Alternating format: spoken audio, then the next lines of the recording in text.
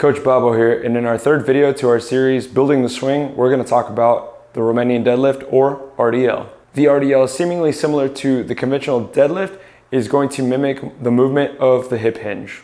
The deadlift itself starts from the weight lying dead on the floor, you lifting up and returning it back to its starting position.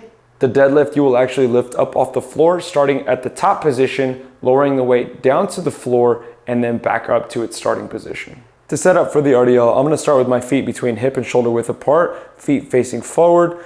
The bell will sit midway in the foot.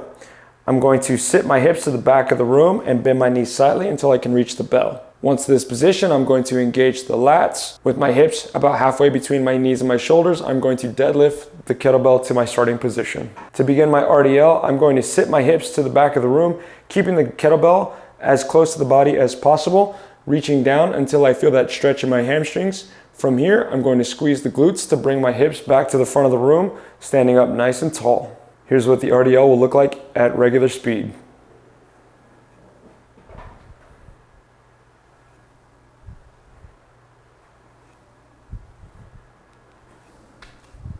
Some things to think about when performing the RDL. The weight does not have to touch the floor like the conventional deadlift. The important part is to hinge the hips back, feeling the stretch in the hamstrings, and then squeezing the glutes back to the top.